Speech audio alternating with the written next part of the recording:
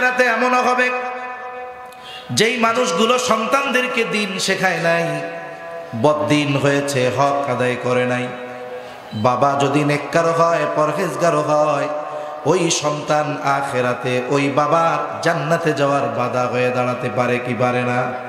আল্লাহ তাআলা কোরআনুল কারীমের মধ্যেও জানায় দেন, যেই অভিভাবক তার অধীনস্থদের হক যথাযথভাবে আদায় করে নাই, আল্লাহ না করুন তার অধীনস্থরা যদি পাপী হয় আর সে যদি দিনদার হয়, পরহেজগার হয়, ওই অধীনস্থ ব্যক্তিরা কিয়ামতের দিন তার ব্যাপারে আল্লাহ তাআলার কাছে অভিযোগ দায়ের করে বলবে, রব্বানা ইন্না আতা'না সাদাতানা ওয়া কুবারানা ফাআদাল্লুনাস সাবিলা।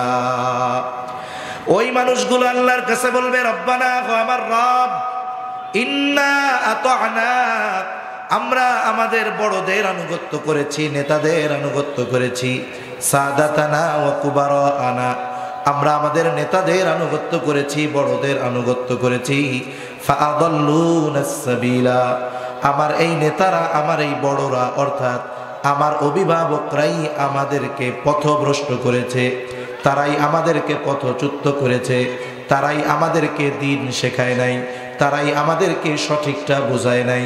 এখন কি হবে? ওই সন্তান অথবা আমার আপনার অধীনস্থ যারা আছে ওরা আল্লাহ তাআলার কাছে বলবে, রব্বানা আতিহিম দি'ফাইনি মিনাল আযাব ওয়া লা'আনহুম লা'নান কাবীরা। ওরা তখন আল্লাহ তাআলার কাছে বলবে, রব আতিহিম দি'ফাইনি মিনাল আযাব, আপনি তাদের আযাব বহু গুণে বাড়ায় দেন, আপনার খাস লানত এদের উপরে বর্ষণ করেন।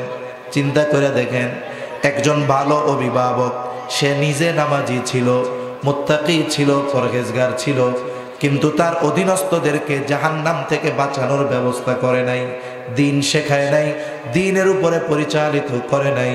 বলে এইরকম অনেক ভালো মানুষ, মুত্তাকি মানুষ আখেরাতে তার অধীনস্থদের কারণে ধরা পড়ে যাবে। এজন্য আমরা যদি আমাদের অধীনস্থদেরকে জাহান্নাম থেকে বাঁচাতে চাই, জাহান্নাম থেকে কেমনে বাঁচতে হবে এই শিক্ষা তাদেরকে দেওয়াতে হবে, ঠিক কিনা বলেন? নিজে দিতে হবে, নিজে যদি দেওয়ার সুযোগ না থাকে অন্য কাউকে দিয়ে হলেও দেওয়াতে হবে। আল্লাহ তাআলা ঈমানদারদেরকে জাহান্নামের আগুন থেকে বাঁচতে বলেছেন, অধীনস্থদেরকেও জাহান্নামের আগুন থেকে আল্লাহ তাআলা বাঁচানোর জন্য নির্দেশ দিয়েছেন। সাথে সাথে রাসূল আকরাম সাল্লাল্লাহু আলাইহি ওয়াসাল্লাম জানিয়ে দিয়েছেন, কুল্লুকুম রাঈন ওয়া কুল্লুকুম মাসউলুনা আন রাঈয়াতিহি, যে তোমরা প্রত্যেকেই দায়িত্বশীল, প্রত্যেককে তার দায়িত্বের ব্যাপারে জিজ্ঞাসা করা হবে। এই দুইটা বিষয় যদি আমরা আমাদের মাথায় রেখে আমাদের জীবন, পরিবার, পরিজন পরিচালনা করতাম, তাহলে আশা করা যেত যে এই দুনিয়ার হায়াত এবং পরকালের জীবন আমাদের জন্য খুব সুন্দর হয়ে যেত। কিন্তু আফসোসের বিষয় হলো যে আমরা অধিকাংশ মানুষ নিজেরাও নিজেদেরকে জাহান্নাম থেকে বাঁচানোর চেষ্টা করি না, সাথে সাথে অধীনস্থ যারা আছে এদেরকেও জাহান্নাম থেকে বাঁচানোর কোনো চিন্তা ফিকির আমাদের মধ্যে নাই। আমরা মনে করি যে এই দুনিয়ার হায়াত কোনো মতে যদি আরাম আয়েশ সুখ স্বাচ্ছন্দ্যের সাথে অতিবাহিত করে পার করে দেওয়া যায়, এটাই মনে হয় আমাদের সফলতা। সাথে সাথে মনে করি যে আমি আমার অধীনস্থ, বিশেষ করে সন্তান সন্ততি যারা আছে এদেরকে যদি আমরা কোনো মতে লেখাপড়া শিখায়া অথবা কোনো ভালো কাজ ধরিয়ে দিতে পারি, তাহলে বার্ধক্যকালীন সময় আমি বসে বসে থাকলাম, সন্তান আমাকে উপার্জন করে খাওয়ালো, আর এভাবেই আমি আমার বাকি হায়াত অতিবাহিত করলাম। কিন্তু বাস্তবতা হলো এই চিন্তা আমাদের মধ্যে আসার কারণগুলোর মধ্যে অন্যতম কারণ হলো যে আল্লাহ তাআলা আমাদেরকে কেন এই দুনিয়াতে পাঠিয়েছেন, এই উদ্দেশ্য মাকসাদ এটা আমাদের জন্য অজানা। এই মাকসাদ উদ্দেশ্য পূরণের জন্য কিছু আসবাব দরকার। এই দুনিয়ায় আল্লাহ তাআলা যে উদ্দেশ্যে আমাদের পাঠিয়েছেন সেই উদ্দেশ্য পূরণ করার জন্য কিছু বস্তুর দরকার। কথা কি বুঝতেছেন? কিছু বস্তুর দরকার। এখন আমরা কি করেছি, ওই বস্তুগুলোকে মূল বানিয়ে ফেলে আমরা মূল উদ্দেশ্যকে হারিয়ে ফেলেছি। আমাদের মূল উদ্দেশ্য কি ছিল এই দুনিয়ায়? দুনিয়ায় ভোগ বিলাস, টাকা পয়সা অর্জন করা, আরাম করা, ঘুরে বেড়ানো, এটা মাকসাদ নয়। আল্লাহ তাআলা আমাদের কেন পাঠিয়েছেন? সর্বসাকুল্য কথা হলো এইটা যে এই দুনিয়াতে আল্লাহ সুবহানাহু ওয়া তাআলা আমাদেরকে তার দাসত্ব, তার গোলামি, তার হুকুম আহকাম মেনে চলার জন্য পাঠিয়েছেন। আবার এই দুনিয়ায় আল্লাহ তাআলা আমাদেরকে একেবারে সংক্ষিপ্ত একটা হায়াত, সময় দিয়ে পাঠিয়েছেন। যদিও সময়টা কম, কিন্তু এই দুনিয়ার সময়ের দাম অনেক বেশি। যেমন একটা ছেলে যে কোনো একটা সাবজেক্ট লেখাপড়া করে কমপক্ষে 1 বছর, ক্লাস 5-এ উঠছে, সে তার 5-এর ইংরেজি বই পড়ে 1 বছর। অথবা একটা ছেলে 9-এ উঠেছে, এসএসসি পরীক্ষা দিবে, বলে তার অঙ্ক বই বা ইংরেজি বই যে কোনো সাবজেক্ট সে পড়ে প্রায় 2 বছর। কিন্তু এই 2 বছর পড়ে ঠিক, কিন্তু এই সাবজেক্টের পরীক্ষা কয় বছর ধরে দেয়? কথা বুঝতে পেরেছেন? যে কোনো সাবজেক্টের পরীক্ষা দেওয়া হয় না? পরীক্ষা কয় বছর ধরে দেয়? সর্বোচ্চ 3 ঘন্টা। একজন ছেলে 2 বছর ভালো মতো লেখাপড়া করার পর পরীক্ষার হলে 3 ঘন্টায় লিখতে পারলো না, ফেল গেল। বলেন তো, এই 2 বছর ভালো মতো লেখাপড়ার কোনো দাম নাই। কিন্তু একজন লেখাপড়া করে নাই ঠিক মতো, পরীক্ষার হলে মোটামুটি কোনোভাবে সে পাশের উত্তর দিয়ে আসছে, সে টেনে টুনে হলেও পাশ করছে। মানুষ তখন কি বলবে? যে দেখো, ছেলেটা লেখাপড়া ঠিক মতো না করলেও পরীক্ষায় সে পাশ করছে। তাহলে পরীক্ষার হলের সময়টাই মূলত একটা ছাত্র বা স্টুডেন্টের পড়াশোনার মান বা তার অবস্থা নির্ণয় করা হয় মাত্র 3 ঘন্টার পরীক্ষার মাধ্যমে। এজন্য পরীক্ষার হলের সময় কম কিন্তু দাম বেশি। অনুরূপভাবে এই দুনিয়ার হায়াতের সময় কম কিন্তু দাম বেশি। কত দাম?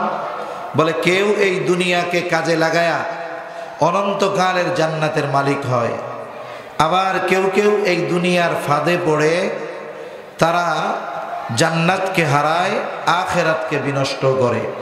এজন্য সম্মানিত উপস্থিতি, আমরা যদি আল্লাহ তাআলার আমাদেরকে দুনিয়ায় পাঠানোর যেই উদ্দেশ্য, এই উদ্দেশ্যকে ঠিক রেখে এই উদ্দেশ্য বাস্তবায়নের জন্য যে আসবাব দরকার, এগুলো আমরা অর্জন করতাম বৈধ পন্থায়, তাহলে কি হতো?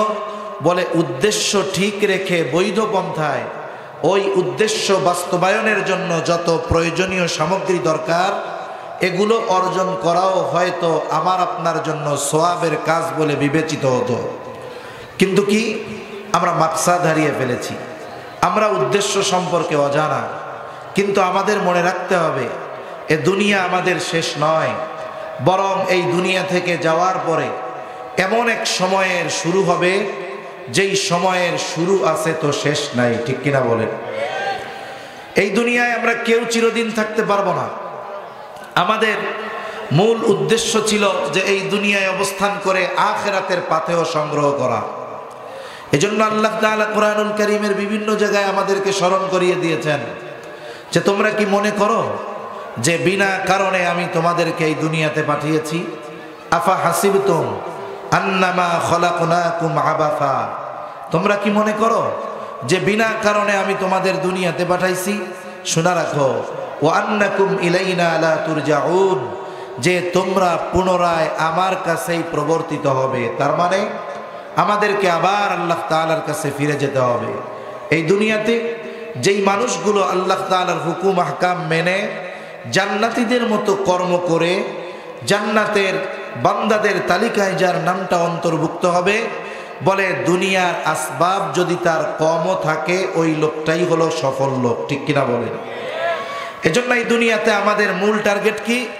বলে দুনিয়ায় থাকতে থাকতে আখিরাতের পাথেয় সংগ্রহ করা। নিজেদেরকে জাহান্নাম থেকে বাঁচানোর চেষ্টা করা, সাথে সাথে আমাদের অধীনস্থ যারা আছে এদেরকেও জাহান্নাম থেকে বাঁচানোর প্রচেষ্টা করা। এই দুই বিষয়ের লম্বা কথা বলার মতো সময় সুযোগ অবস্থা নাই। আমি শুধু অনেকগুলো বিষয় থেকে একটি পয়েন্ট নিয়ে আপনাদের সাথে কিছু মুজাকারা করব ইনশাআল্লাহ। দেখেন, এ দুনিয়াতে আল্লাহ তাআলা আমাদেরকে যত নেয়ামত দিয়েছেন, এই নেয়ামতগুলোর মধ্যে অন্যতম দামি এক নেয়ামত হলো সন্তান। দামি নেয়ামত কি? জোরে বলেন। সন্তান।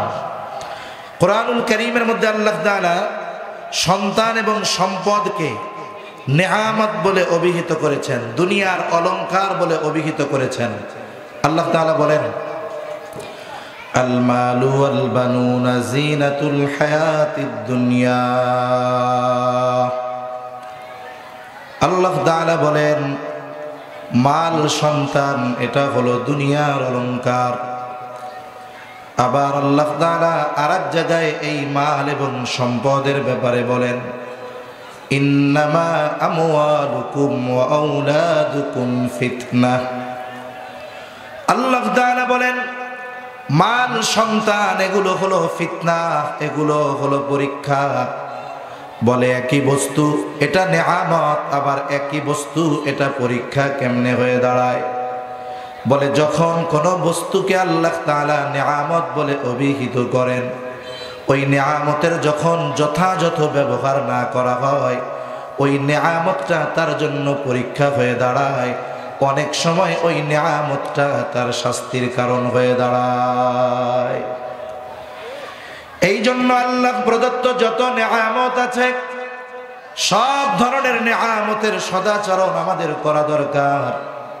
অনুরূপভাবে আল্লাহ তাআলা সন্তান নামক নেয়ামত যাদের দিয়েছেন, এই সন্তান নামক নেয়ামতেরও যথাযথ কদর করা দরকার।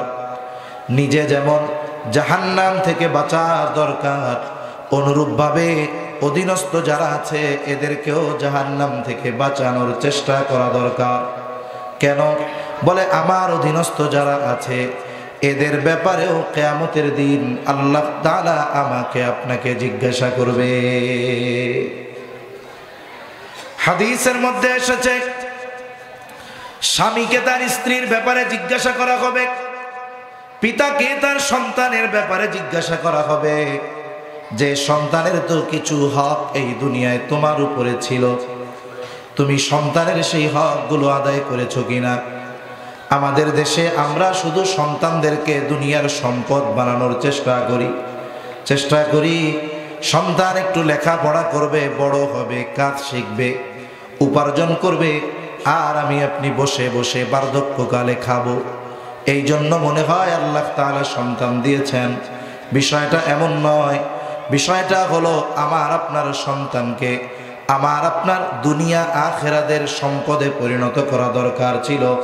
আমি আপনি যদি সন্তানকে দ্বীনের আলোকে গড়ে তুলতে পারতাম, তাহলে তার হক আদায় হতো, সে আমার জন্য দুনিয়া আখিরাতের সম্পদে পরিণত হয়ে যেত। এজন্য অধীনস্থদের মধ্যে সন্তান তো আমার আপনার অধীনস্থ, এদেরকে জাহান্নাম থেকে বাঁচানোর চেষ্টা করতে হবে। বলে কেমনে? বলে তাদেরকে দ্বীন শেখাও, মুসলমান বানাও, দ্বীনের উপরে পরিচালিত হওয়ার শিক্ষা তাদেরকে দাও। তাহলে কি হবে? বলে এরা প্রকৃত মানুষ হবে, সম্পদে পরিণত হবে, দুনিয়া আখিরাতে তোমার জন্য কাজে লাগবে। ঠিক কিনা বলেন? ভলিউমটা একটু বাড়ান ভাই, কষ্ট পাইয়েন না, আমিও কষ্টে আছি। দুনিয়া আখিরাতের সম্পদে পরিণত হবে। আচ্ছা বলেন তো, আমাদের দেশে অনেক বৃদ্ধাশ্রম আছে, কোন বৃদ্ধাশ্রমের মধ্যে গিয়ে দেখবেন না যেই বাবা তার সন্তানকে দ্বীন শিখিয়েছে, আমি আলেম বলতেছি না, যে দ্বীন শিখিয়েছে, এইরকম কোন বাবা বৃদ্ধাশ্রমে পচতেছে, মরতেছে, জীবনের শেষ সময় এসে নিঃসঙ্গ কাটাচ্ছে, এমনটা আপনি পাবেন না। কারণ যেই বাবা তার সন্তানকে দ্বীন শেখায়, ওই সন্তানের যদি দিন মজুর দিয়েও খাইতে হয়, রিক্সা চালিয়েও যদি খেতে হয়, সে কখনো তার বাবা মাকে বোঝা মনে করে না, ঠিক কিনা বলে? কিন্তু অহরহ আমরা দেখি যে কোটিপতির সন্তান, ডাক্তার ইঞ্জিনিয়ারের সন্তান, উকিল ব্যারিস্টারের সন্তান, শহরের মধ্যে 10 তলা বাড়ি, কিন্তু আফসোস ওই 10 তলা বাড়ির 1 তলায়ও তার মা বাবার জায়গা হয় না, এমন সন্তান আছে না নাই? কতজন এসে অনেক আবেগ দরদ নিয়ে এরকম বলে যে দেখেন, জীবনের সর্বস্ব ব্যয় করে আমি আমার সন্তানকে জাগতিক শিক্ষায় শিক্ষিত করেছি, উকিল বানাইছি, ইঞ্জিনিয়ার বানাইছি, ডাক্তার বানিয়েছি, কিন্তু আফসোস সব কিছু তাদের পেছনে ব্যয় করার পর আজকে তারা এস্টাবলিশড, আজকে তারা প্রতিষ্ঠিত, কিন্তু আফসোস আজকে আমি তাদের কাছে সবচাইতে বড় বোঝা। এই ধরনের মানুষ যারা, এদেরকে আমার তখন বলতে মনে চায়, আপনি সব কিছু বানাইছেন কিন্তু সন্তানটাকে মুসলমান বানানোর চেষ্টা করেন নাই, ঠিক কিনা কর? যদি সন্তানকে দ্বীন শেখাতেন, সন্তানকে যদি ইলমে দ্বীন শেখাতেন, তাহলে এই সন্তান দ্বীনের প্রভাব তার মধ্যে যখন পড়তো, এই সন্তান ডাক্তার হইতো আর ইঞ্জিনিয়ার হইতো, উকিল হইতো আর ব্যারিস্টার হইতো, এই সন্তানটা কখনো আপনাকে বোঝা মনে করতো না। এই সন্তান আপনার জন্য আখিরাতের সম্পদ হতো, এই সন্তান আপনার জন্য দুনিয়ার সম্পদ হতো। বলে একটা সন্তান যদি জাগতিক লাইনে উচ্চ শিক্ষিত হয়, সে যদি দুনিয়ার লাইনে সম্মানিত হয়, তাহলে ওই সন্তানটার পিতা সে যদি মূর্খ হয়, একেবারে নিম্ন শ্রেণীর মানুষ হয়, সন্তান বড় অফিসার হওয়ার কারণে যেই সম্মান পায়, যেই সুযোগ সুবিধা পায়, বলেন তো তার মূর্খ বাবা সেই সুযোগ সুবিধা পায় কি পায় না? সেই সুযোগ সুবিধা তার মা বাবাও পায়। একথা কেউ বলে না যে আপনার সন্তান অফিসার হয়েছে তাতে কি আপনি তো মূর্খ, একথা কেউ বলে না। আবার দেখেন, এই দুনিয়ায় সন্তান যদি খারাপ হয়, অপরাধী হয়, কোর্ট থেকে তার নামে ওয়ারেন্ট জারি হয়ে গেছে, বারবার আসে বাড়িতে খুঁজতে, পায় না। যখন পায় না, বাপ যদি হাজী সাহেব হয়, ভালো মানুষও হয়, তাহলে অনেক সময় ওই ভালো মানুষকেও প্রশাসনের লোক খারাপ কথা বলে, কি বলে না?